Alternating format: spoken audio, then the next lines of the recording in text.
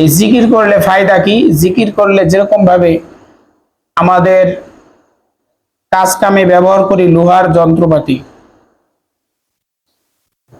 জং ধরে যায়, কি বলেন, ধরে কিনা? ঠিক বটিতে, দাওয়ে, আরো অন্যান্য লোহার জিনিসপাতিলে জং ধরে যায়, তখন এটা কি করি আমরা? কামার বাড়ি নিয়ে যাই। তখন কামার ভালোভাবে জং টং পরিষ্কার করে দেয়, কি বলেন, দেয় কিনা? ঠিক আপনার আমার যে কলব আছে, অন্তর আছে, এটা আমরা গুনাহ করার কারণে ওই কলবের ভিতরে এরকম জং ধরে যায়। এখন এই কলব নিয়ে কি কামারে দেখানো যাবে? না, যাবে না। এটা ভিতরগত জিনিস। তো এই কলবের জং পরিষ্কার করার 1 নম্বর ঔষধ হলো জিকির। কলবের জং পরিষ্কার করার 1 নম্বর ওষুধ কি? জিকির। প্রিয় বন্ধুগণ, আজকে আমাদের আলোচনার বিষয়বস্তু হলো, সামনে আমাদের কুরবানি আসতেছে, কি বলেন? কি আসতেছে? কুরবানি। এখন আমাদের মাঝে যে আরবি মাসটা চলতেছে, এই মাসের নাম হলো জিলকদ, সর্বশেষ মাস। আল্লাহ তাআলা বলেন, ইন্না ইদ্দাতাশ শুহুরি ইনদাল্লাহ। ইনদা মানে কাছে, ল মানে আল্লাহ।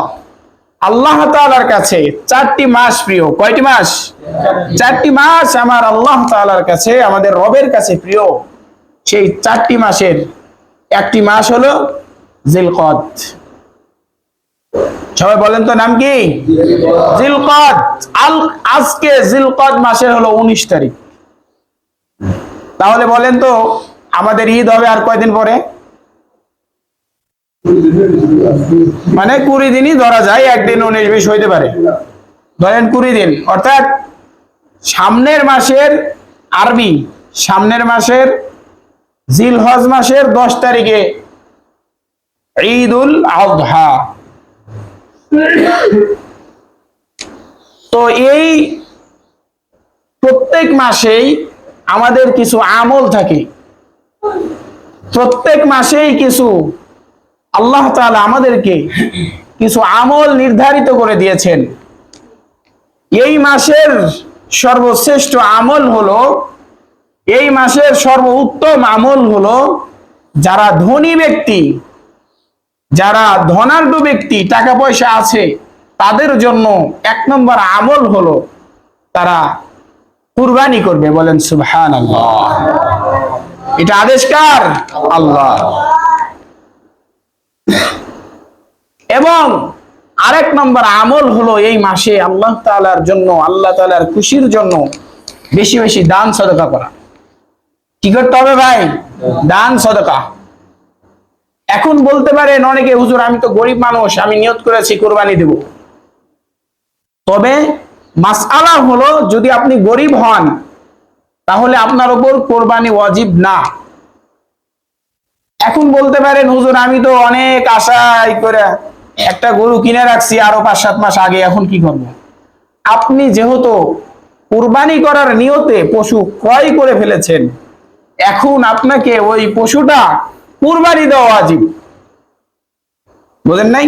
মানে আপনার উপর প্রথমে ওয়াজিব ছিল না, আপনি নিজে টাইনে আইনে নিজের উপর ওয়াজিব করে ফেলেছেন, এখন আপনাকে কোরবানি ওটা করতেই হবে, এখন আপনার জন্য ওয়াজিব। না দিতেন, না কিনতেন, এটার মাসালা ভিন্ন, কিন্তু আপনার উপর ওয়াজিব ছিল না, তারপরেও যেহেতু আপনি ক্রয় করে ফেলেছেন, আপনাকে এখন ওটা কোরবানি করতে হবে। এটা আপনার উপর ওয়াজিব হয়ে গেছে। যেমন নাকি আপনি দেখা গেছে মসজিদে ঢুকেছেন, মসজিদে ঢোকার পরে দখুলুল মসজিদ পড়ে, দখুলুল মসজিদ 2 রাকাত নামাজ আছে।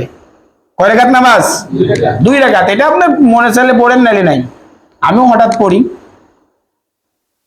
তো এই নামাজটা নফল, কিন্তু এই নামাজটা কি ওয়াজিব না নফল? নফল। এখন আপনি এই নামাজটা শুরু করেছেন, বুঝেন কিন্তু মাসালা, আপনি এই দখলুল মসজিদ 2 রাকাত নফল নামাজ, ওয়াজিবও না ফরজও না, এই নফল নামাজ আপনি শুরু করেছেন, এই নামাজটা আপনার জন্য শেষ করা ওয়াজিব।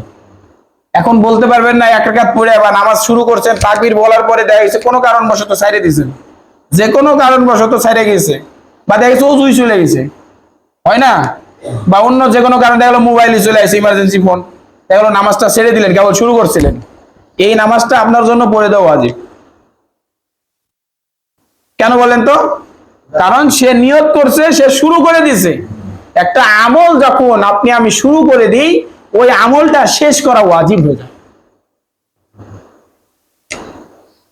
আল্লাহ তাআলা আমাদের সবাইকে আল্লাহ তাআলার প্রত্যেকটা ফরজ বিধানগুলো পুঙ্খানুপুঙ্খানুভাবে আমল করার তৌফিক দান করে বলি আমিন। প্রিয় উপস্থিতি, আমাদের সামনে যে আমল, সেই আমলগুলো হলো জিলহজ মাসের প্রথম তারিখ থেকে নিয়ে জিলহজ মাসের 9 তারিখ পর্যন্ত নফল রোজা রাখা। অনেক মা বোনেরা রাখবেন, আপনারা রাখবেন। কয় তারিখ থেকে কয় তারিখ পর্যন্ত বলেন তো? জিলহজ মাসের 1 তারিখ থেকে 9 জিলহজ আরাফার দিন, এ কয়দিন রোজা রাখা নফল। বলতে পারেন হুজুর আমি তো 9টা রাখতে পারি না, আমি শেষের 2টা রাখি বা 1টা রাখি। তো আপনাদের জন্য আমার তরফ থেকে পরামর্শ হলো, সর্বশেষ যে রোজাটা আরাফার দিনের যে রোজা, জিলহজ মাসের 9 তারিখ, জিলহজ মাসের কয় তারিখ? 9 তারিখ যদি কোনো আল্লাহ তাআলার বান্দা অথবা বান্দি রোজা রাখে, তাহলে বিগত 1 বছর এবং সামনের 1 বছরের যত গুনাহ খাতা আছে আমার রব্বে কাবা মাফ করে দিবে, বলেন সুবহানাল্লাহ। এই জন্য আমার তো 100 নিয়ত আছে, আপনাদের নিয়ত আছে তো ইনশাআল্লাহ? আল্লাহ তাআলা আমাদের সবাইকে, বিশ্বের প্রত্যেকটা মুসলমানকে এই আমলগুলো করার তৌফিক দান করে বলে আমিন। আল্লাহ তাআলা আমাদের সবাইকে যতদিন দুনিয়ার হায়াতে রাখবেন, আল্লাহ তাআলার গোলামি করে, আল্লাহ তাআলাকে খুশি করে 3 হাত মাটি কবরের ভিতরে যাওয়ার তৌফিক দান করে বলে আমিন। আরেকটি কথা হলো, আপনারা শুনে অনেক খুশি হবেন, সেই কথাটি হলো, প্রধানমন্ত্রীর নাম কি আমাদের বলেন তো বর্তমান? তারেক জিয়া। সে বর্তমান বাইতুল মোকাররমে মসজিদের ইমামের নাম কি জানেন নাকি? যে অল বাংলাদেশের বড় বড় মুফতি, মুহাদ্দিস, হাফেজ, কারীদের উস্তাদ, তার নাম হলো আব্দুল মালিক। নাম বলেন তো সবাই, আব্দুল মালিক।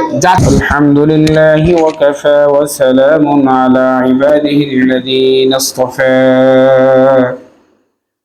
أما بعد فقد قال الله تعالى في كلامه المجيد وبرهانه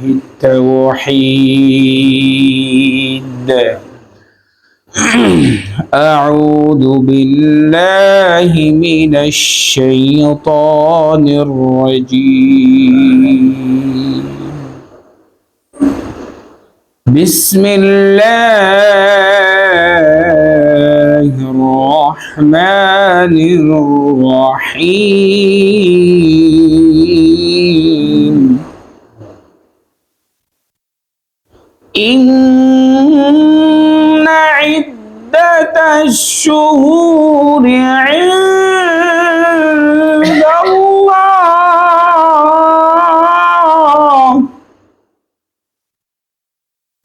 إن عدة الشهور عند الله إلى آخر الآية. وقال النبي صلى الله عليه وسلم أخلص دينك يكفك العمل القليل. وقال النبي صلى الله عليه وسلم فضل العالم على العابد كفضلي على أدناكم إن الله وملائكته يصلون على النبي يا أيها الذين آمنوا صلوا عليه وسلموا تسليما. সবাই জিকির করি লা ইলাহা